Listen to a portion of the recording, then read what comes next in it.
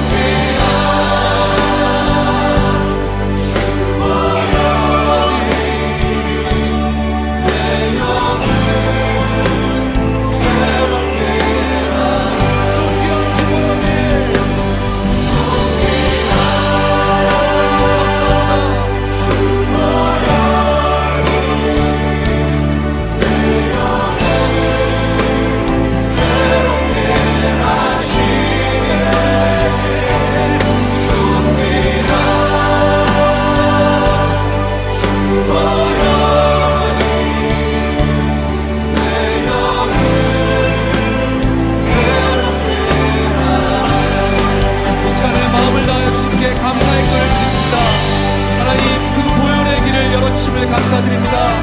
아버지의 존전에 나갈 수 있는 길을 주님의 죽으심으로 주님 앞에 나갈 수 있도록 하심을 감사드립니다.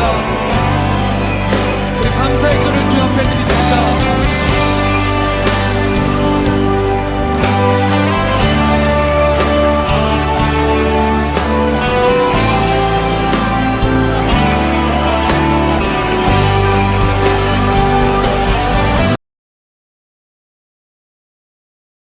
여호와께서 사탄에게 이르시되 내가 그의 소유물을 다 내 손에 맡기노라. 다만 그의 몸에는 내 손을 대지 말지니라.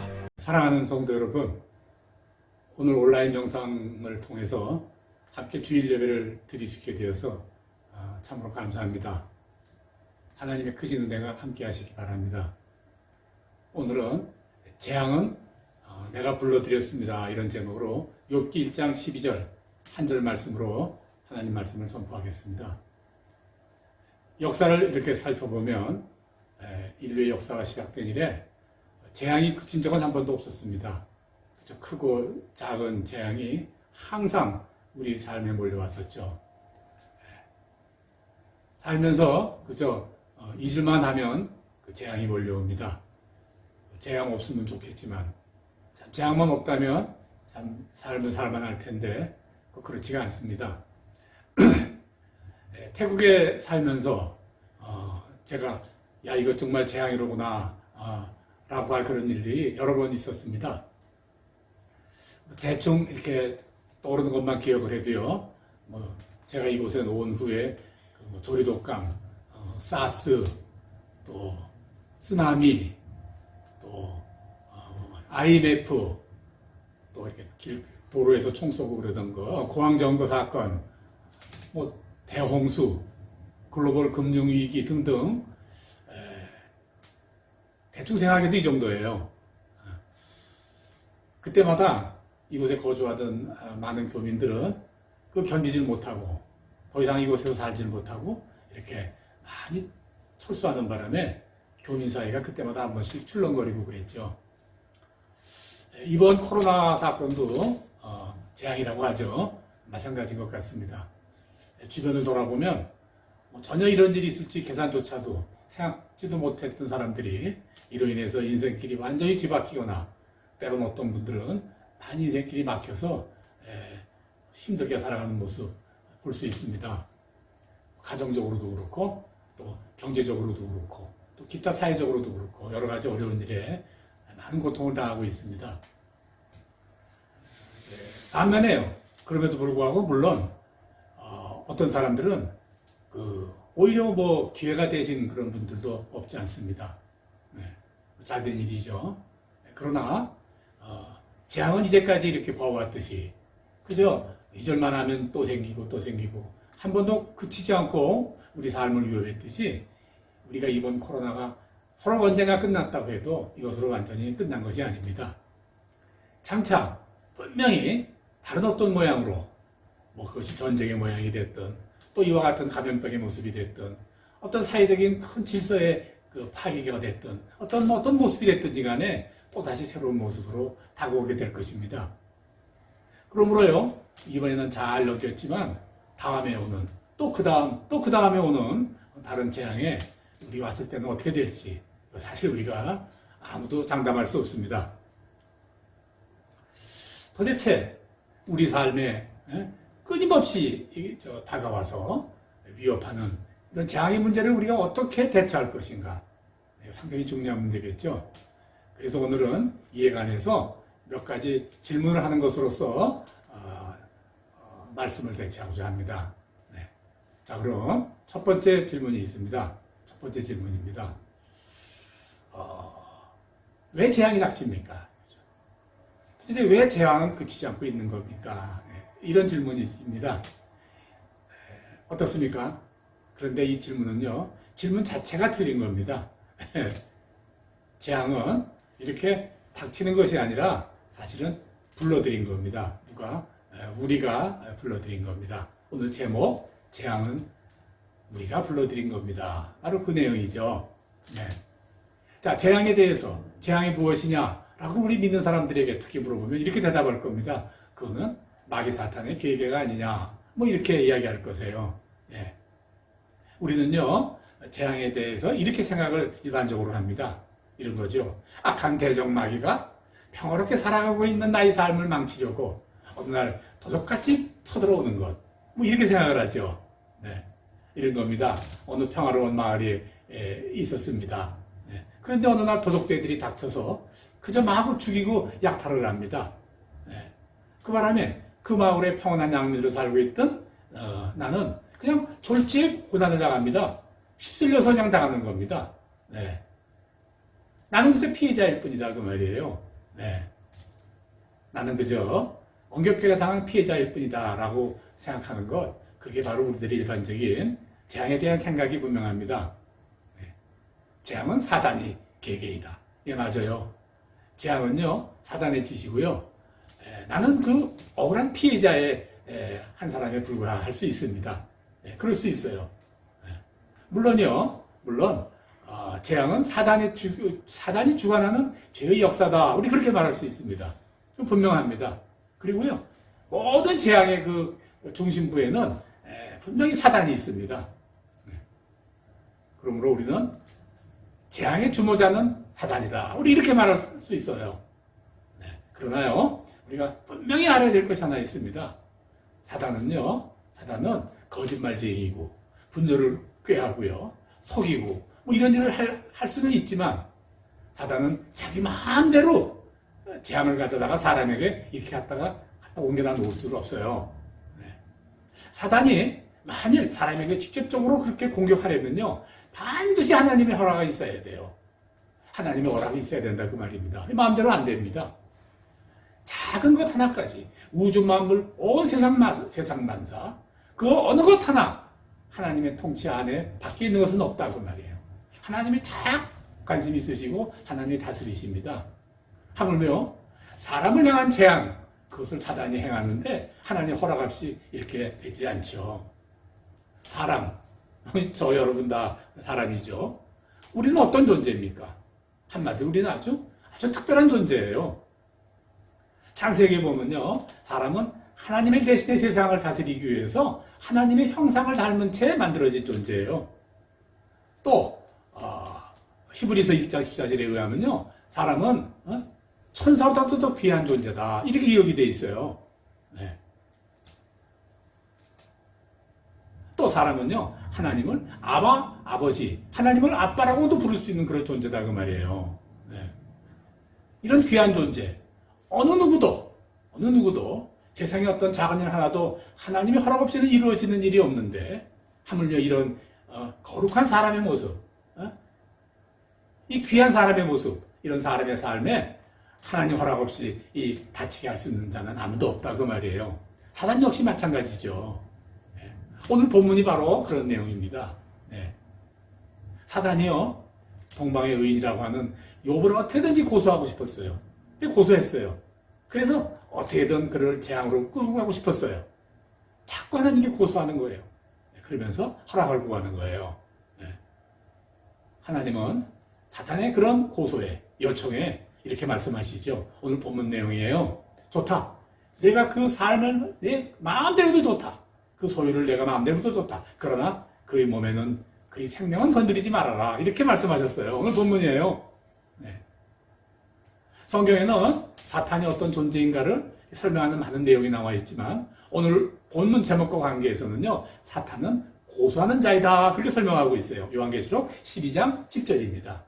사탄은 아시죠? 재판장에 넘기기 위해서 막 이렇게 죄를 이렇게 작성하는 거, 그거 고소라고 그러죠. 네. 사탄은 지금 이 순간도 이렇게 우리를 해하려고요, 바로 하나님께 고소하고 있습니다. 네. 사탄의 많은 특징 중에 하나는 바로 하나님께 고소하는 역할을 하는 자가 바로 사탄이에요. 사탄은 이렇게 고소하고 있어요. 하나님, 저 사람 보세요. 저 사람은 하나님의 심판받아서 마땅한 행동을 지금 하고 있지 않아요? 저 그만둘 수 없잖아요? 또 하나님, 어이구, 저 사람은 또 더하네요? 네. 하나님, 저 나라를 보니까 저 나라는 그냥 망하게도 괜찮지 않겠어요? 나에게 고난을 주시면, 하나님이 나한테 고난을 주신다면 그들을 내가 가서 따끔하게 혼을 내겠습니다. 하나님, 어떻습니까? 하나님, 이러고 마귀는 지금도 하나님께 고소하고 있어요. 네. 코로나라는 재앙이 온 나라, 온 백성 민중들을 이렇게 괴롭히고 있어요. 네. 이 재앙도요, 사단이 하나님께 그렇게 고소했고요. 어떤 내용인지는 뭐 당장 알 수 없지만, 우리가 추측할 수 있지만, 이렇게 사단이 고소해서 하나님이 오케이, 좋다고 허락받고 이곳에 온 것이다 그 말입니다. 만일 하나님이 허락하지 않았더라면 코로나 올 수가 없었죠. 네.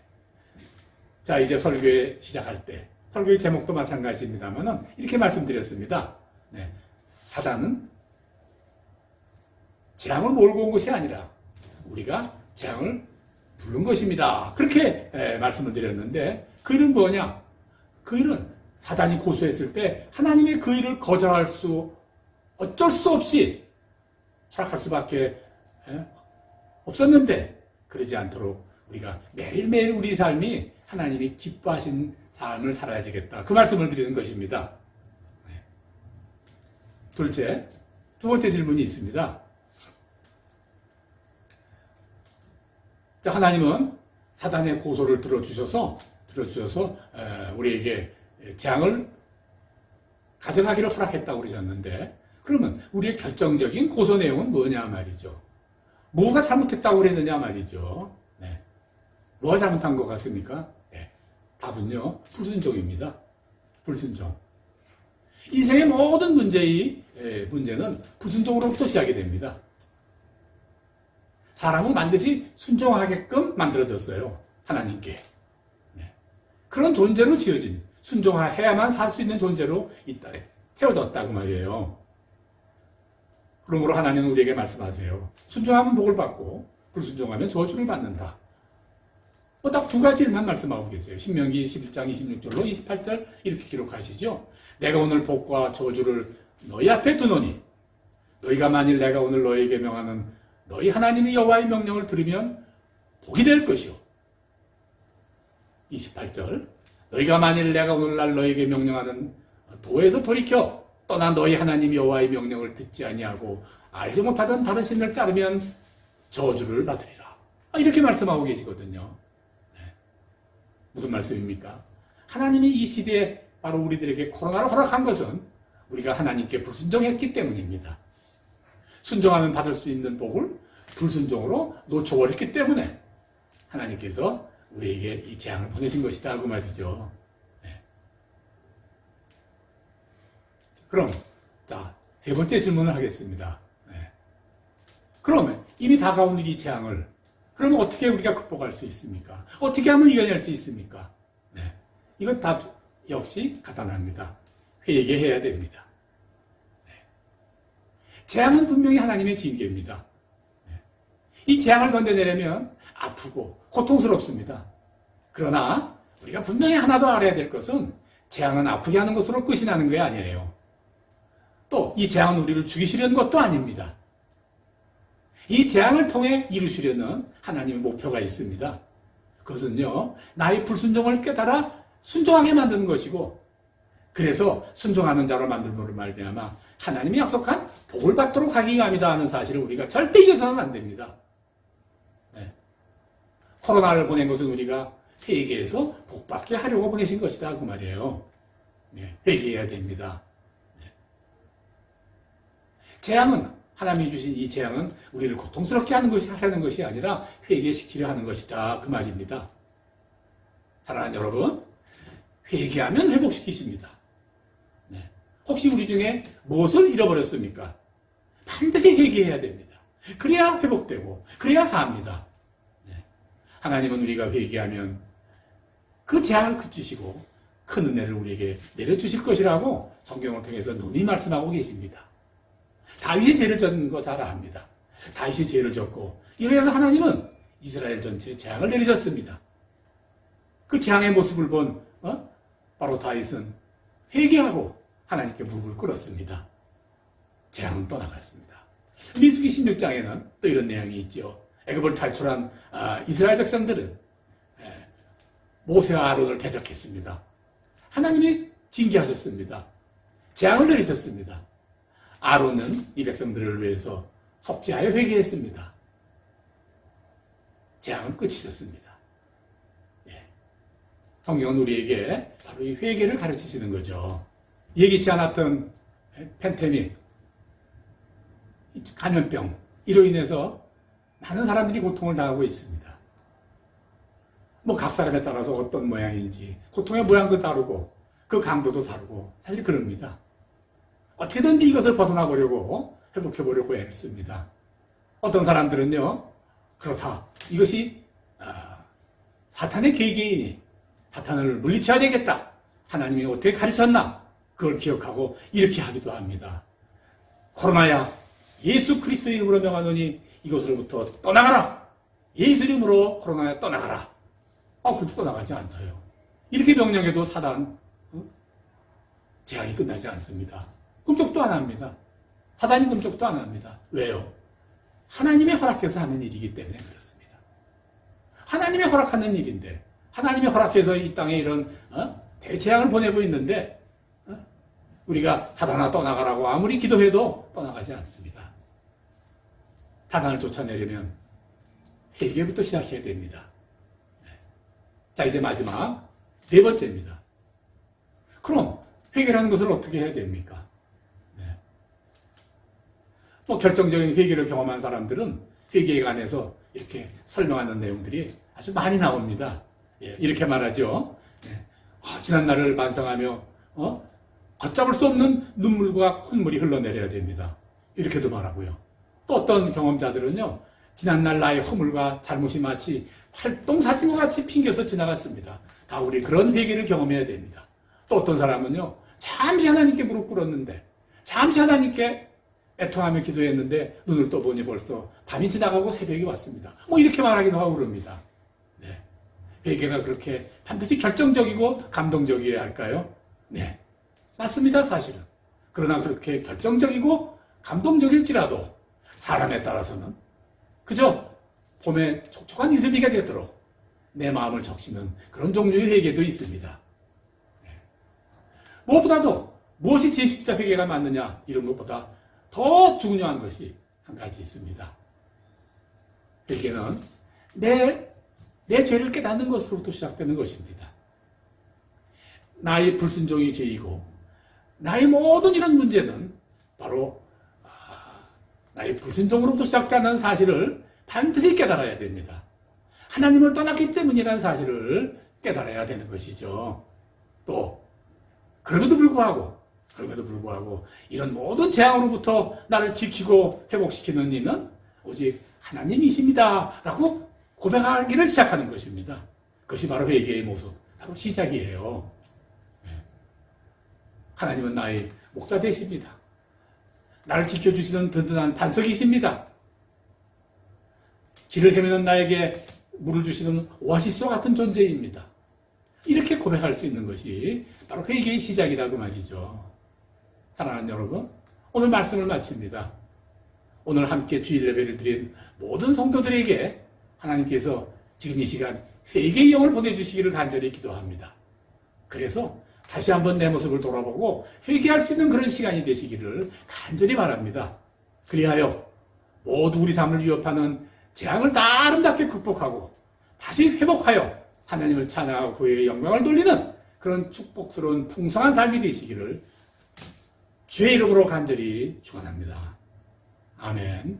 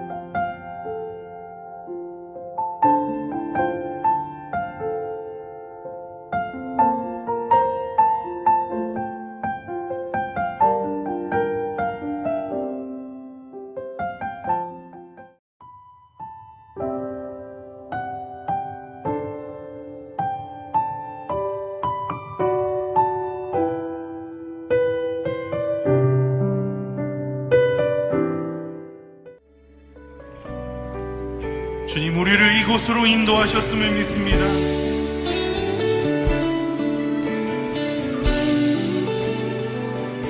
주를 위한 이곳에, 주를 위한 이곳에 예배하는 자들 중에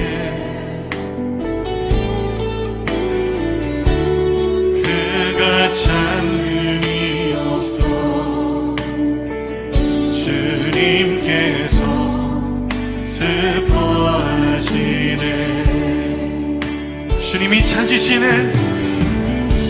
주님이 찾으시네.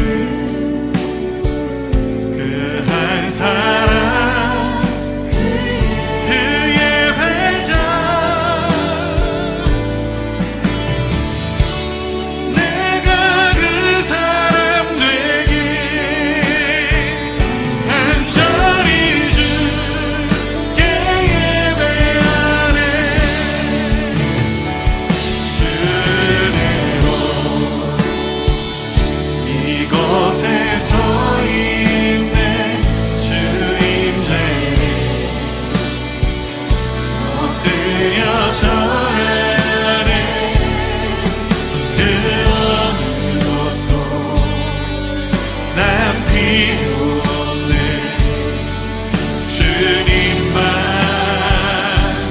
경배 주네요 이곳에 이곳에 서 있네 주님 제일 내 삶의 주인 되신 주님 그려 전하네 나를 향한 주님의 선하신 뜻과 주님의